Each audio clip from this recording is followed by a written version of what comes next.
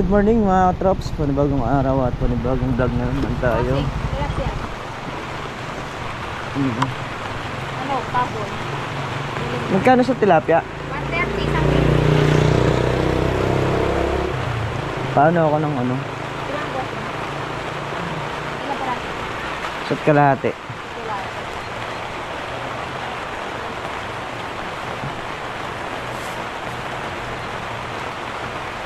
Tapos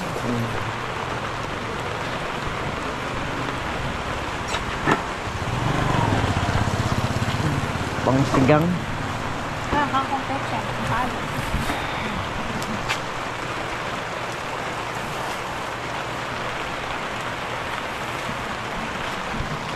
Magkano sa pecha ito? 10 boss.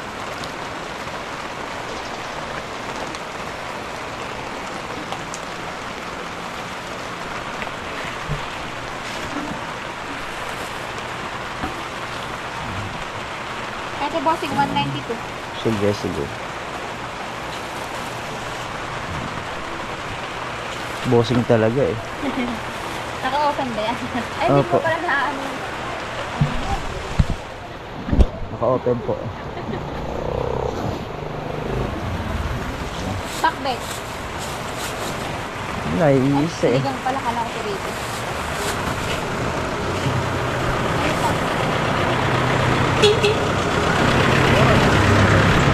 Okay na? 200 to boss. 200. Pitas tayo. Traps ng sitaw. Ano to? Pangalawang pitas. Pangalawang halaw sa sitaw.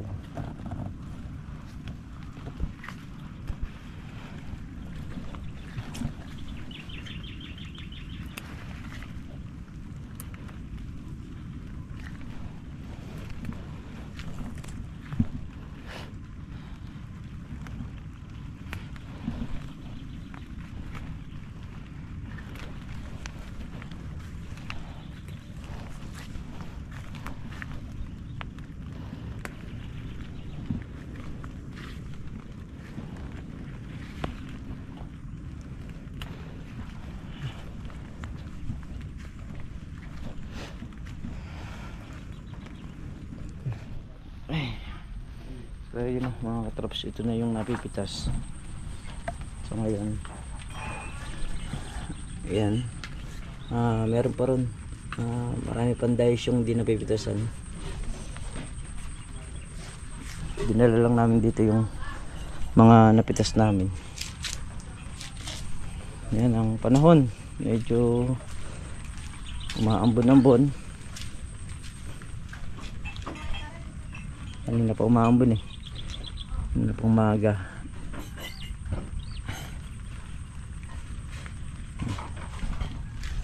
Ano naman yan, nakalibre sa ano, sa mga patubig. Ayan. So ayan, check natin yung screen na inayos ko kahapon, dahil kasalukuyan palang papasok yung tubig dito.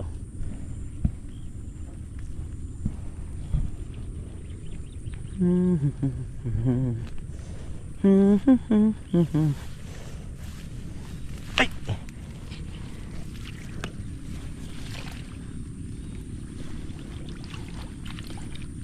Ito lumalalim yung tubig.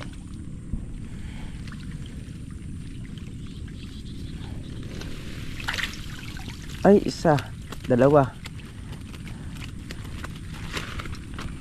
dalawang piraso. Bakit dalawang piraso lang? Hamon natin dyan.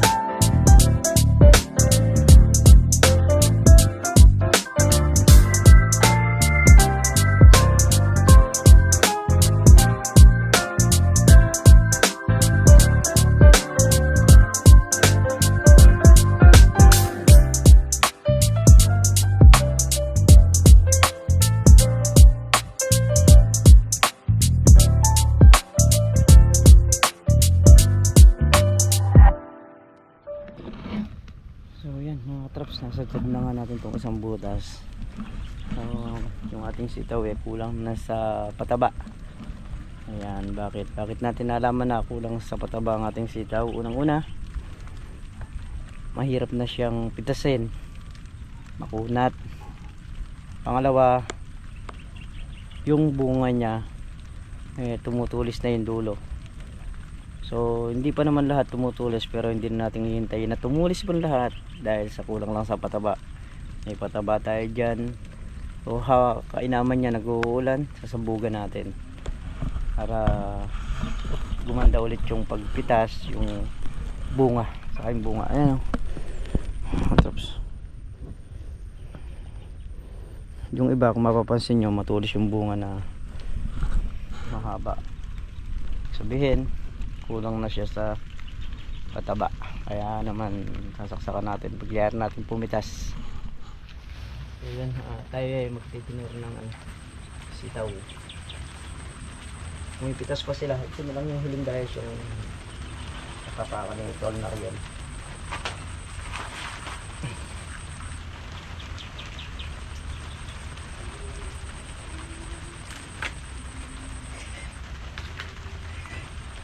Yung nakaraang pitas hindi pa naman natin tininor yun dahil although tininor natin, tinanggal na yung maliliit pero hindi na sinama sa biyahe.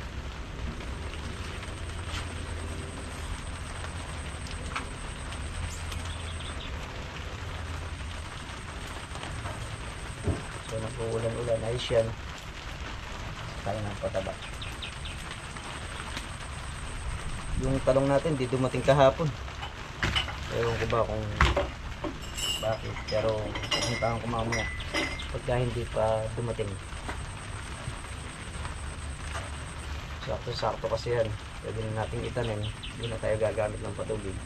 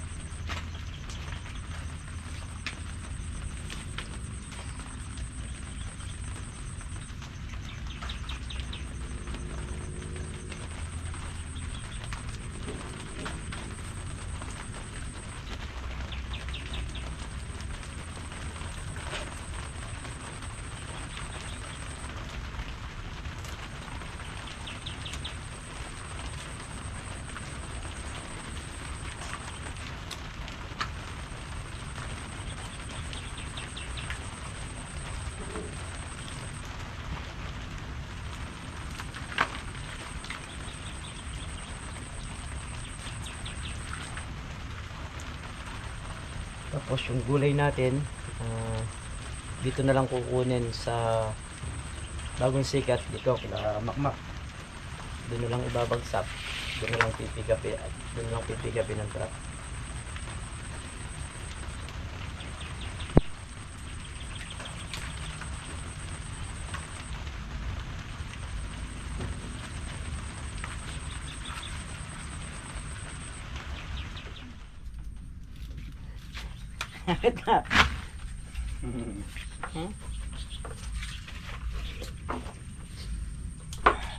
Ano sinasabi ni Manman kanina?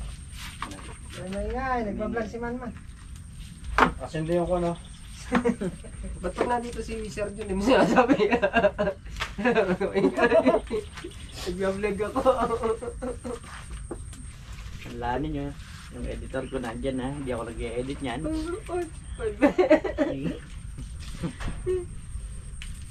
Hindi ka ngayon magsabi, magpapabili ka ng shotgun.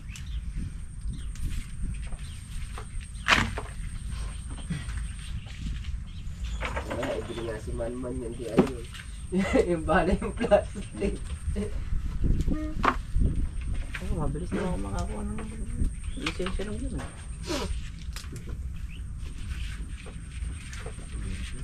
Masyado mainit yung ulo ni kumukumpleto sa atin. Baka mamaya.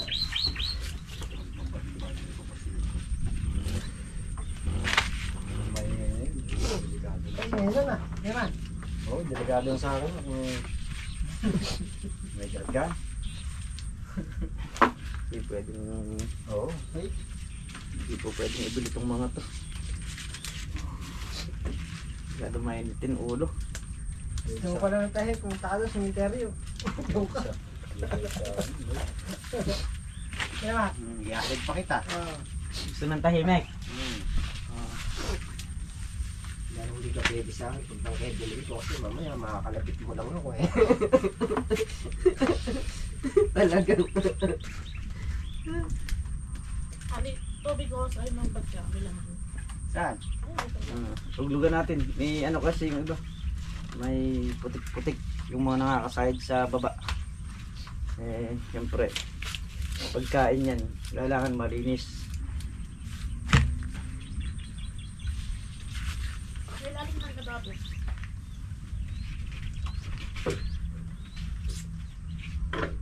Dalawa.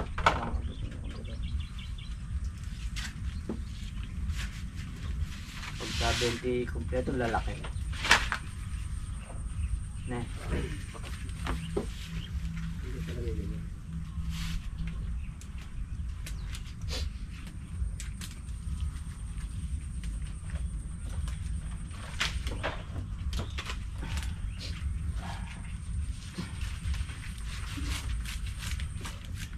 Yung baka masinghot mo ko ba?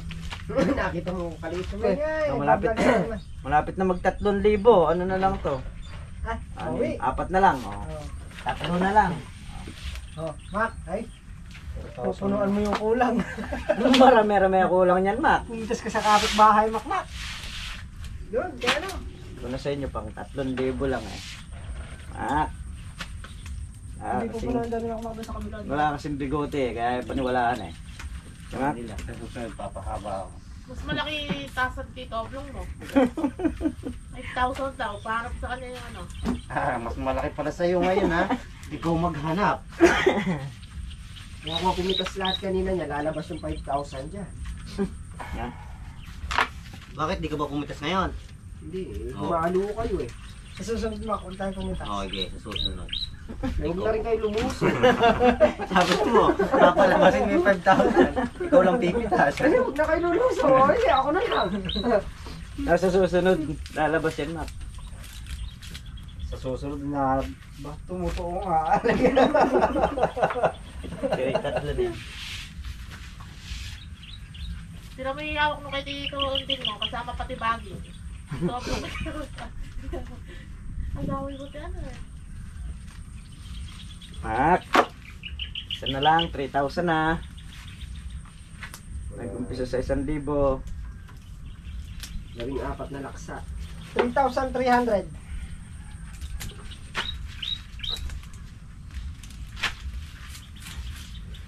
So yan. Mali kayo sa tansin. Isa na lang. Mac. 3,000 na.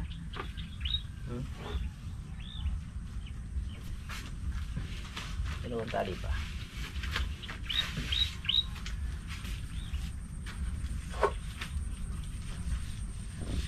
So yan, maganda na may sinulong.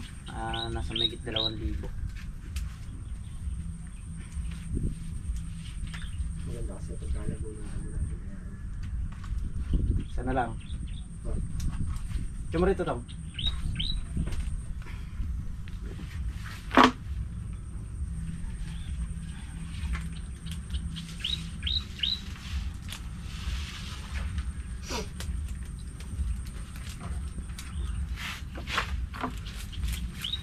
Ito. 3,000 na to. 3,000 na to. Okay, sumasabog na tayo ng pataba mga tapos bati naka 2, 4, 6, 8 dayos na tayo.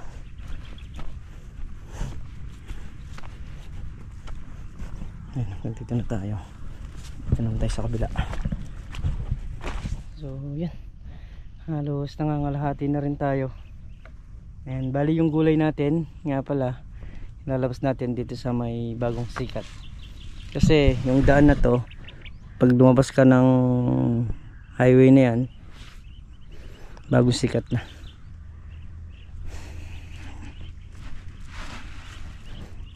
Ilan ng dice na tayo? Isa, dalawa, tatlo, apat, lima,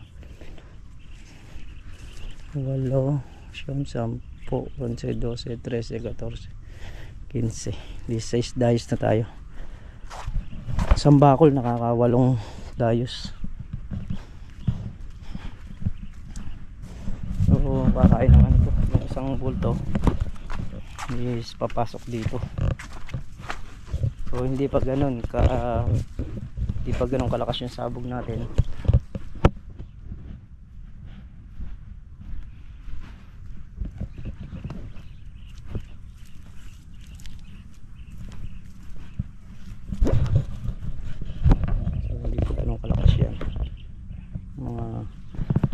Sinasabog ng pataba, ang bilis din malusaw.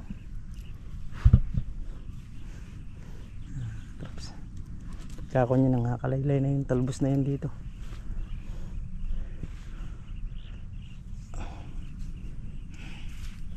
Butit makulimlim yung panahon. So yun mga katraps, bali ihatid na namin yung napitas na sitaw. Ayun na. At parating na rin daw yung yung truck na kukuha. So dito muna namin dinala kasi sabi niya mas malapit dito, kaya dito na lang niya pipigapin. Ayan. Kaya kesa nga naman sumuba pa siya sa bagong sikat. Pero pagka nag-aaraw pwedeng at marami na tayong pitas, yun, pwede nang bagong sikat namin dalhin, mas malapit na mak. So yun mga katrops, at kami nga ni Makmak ay naghihintay dito at ere na nga yung truck, parating na rin. Saka yung deliver natin ng talong andito na. So meron lang tayong kasabay na may kukuha rin ng talong sa kanila, at tayo naman dun sa kabila. Kaya tayo namin yung truck. Sinabi ko naman sa kanila hintayin ko muna yung truck sandali para maituro yung daan papunta rin sa farm. So hinihintay din nila yung kukuha ng talong sa kanila rito para isasakay naman daw sa kolong-kolong. Hindi pa. Ibang truck yan, Mac. Pan-deliver ng buhangin yan. Ito yung pitas natin. So sakto, maganda, makinis. Singkinis ko. Ay, hindi totoo yan. So yun mga katrops, talagang di ka makakasiguro sa presyuhan ng gulay. Ang laki ng binaba. Dating 130, nag-80 na lang ngayon. Sa dami ng sitaw, pero 80, magandang presyo pa yun. Okay na okay yun. Kaya lang sa atin, masalukuyan pa lang, pabulusok pa lang yung bunga niya. Sabi ko nga, dati nga magkano lang 100 ng sitaw, asa 20 lang. Pero sa ngayon, 80, maganda pa rin. Sige, tuloy lang tayo, tuloy lang.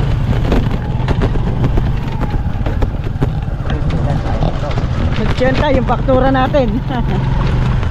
Ayan, mamaya yung sili naman is 10 piso ang kilo. Mamaya pakikita ko sa inyo yung faktura mga katrops. Yung nagtitinor kada isang bundle 10 piso na, Mac, kasi may 50 pasama. Ayun. Pero dahil kami naman dito syempre gusto rin namin makuha yung gastos nung sitaw kagad saka nung sili, ay papasok na namin dun yun kasi ganun din yun.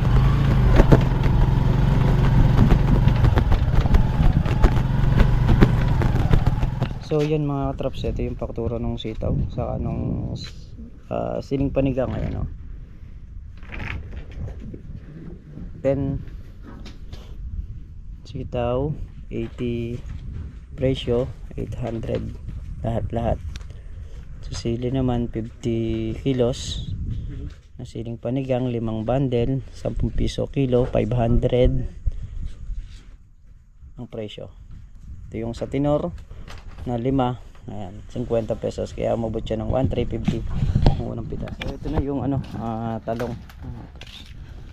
Yung kapupunan ng ating itatanim dito. Malalaki na yung nauna.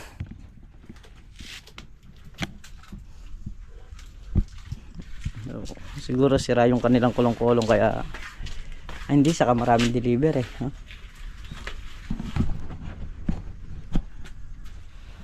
So yun, alanganing itanim yung talong gawa nung medyo matigas pa yung pagkakabasan do pa. So pinandar natin yung Voltron para patubigan at maitusok yung talong. Ayan, maandar na yung Voltron.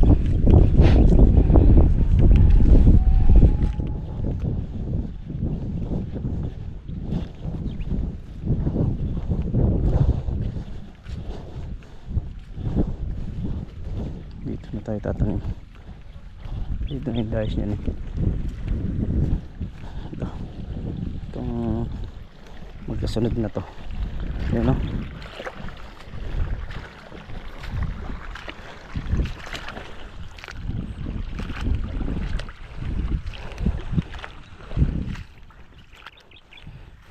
Ang bilis lang din naman tubigan.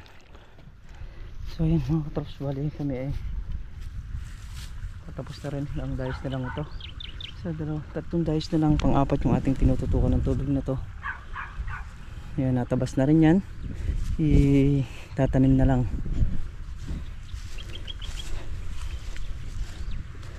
Bali nakaka na 12 tray na 12 tray na talong na. So sapat-sapat lang yung na-order na punla, pati yung kanyang pasobra. Bali 16 kasi yung dinating sa atin. May pasobrang isa. Bali may 4 pa ron. 4 na dahis pa to. Magkakasya lang, sapat lang. Kasi itong dalawa dito medyo maiksi na. Pero itong isang diretso na to, umuubos siya ng isang tray. Yan, pati itong kabila, saka yung kabila ubos po ng 2 tray yan.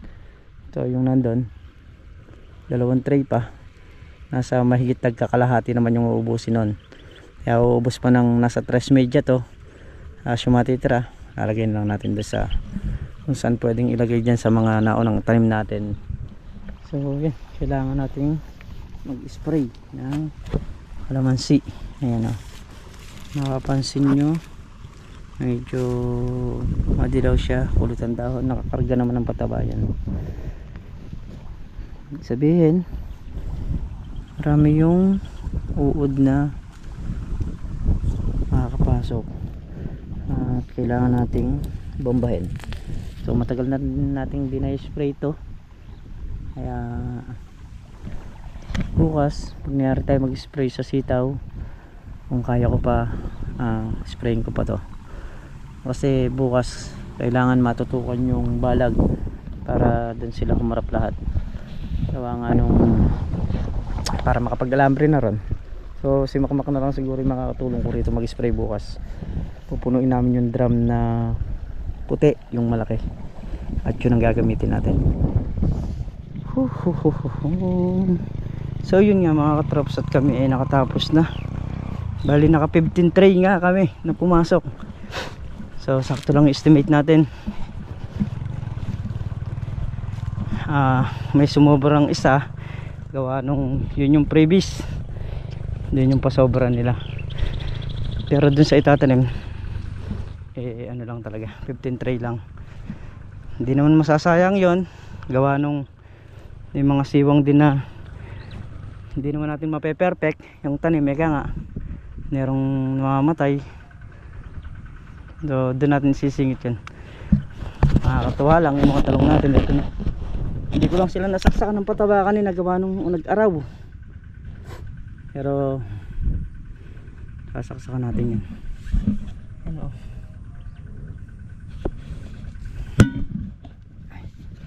Sa talbos naman wala pa tayong problema, maganda pa yung talbos. Hindi naman nakukuha sa lapad ng dahon ang talong. Kailangan niyang kukunin natin sa bunga, hindi makikita sa ganda yan. makikita yan pagka namumunga na talaga. Ayan sila, nagdadamo doon sa may dulo. Sana. Pre, anong ginagawa mo ron? Na? Bakit? Paguring ka talaga niyan, pero masarap ang baon yan. Nababasag. Nasa pumapalo lang yun. Eh kung ito buho.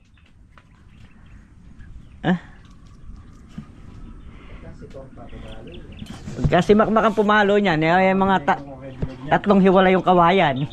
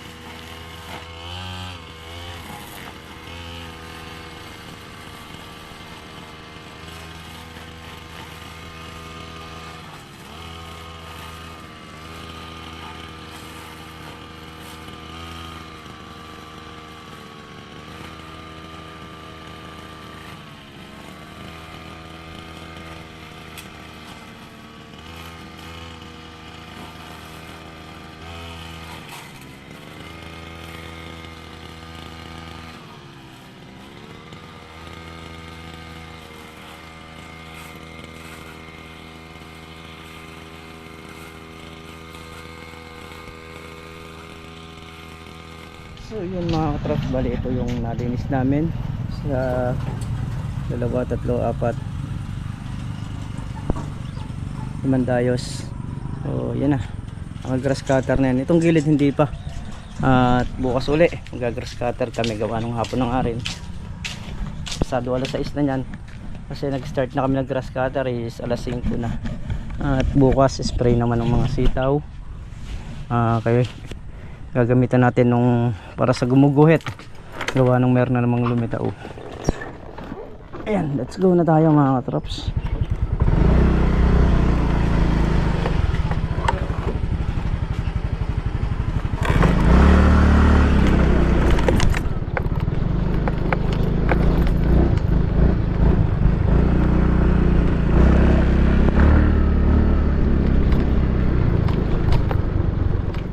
So yun mga katrops, ayan, ilaw na.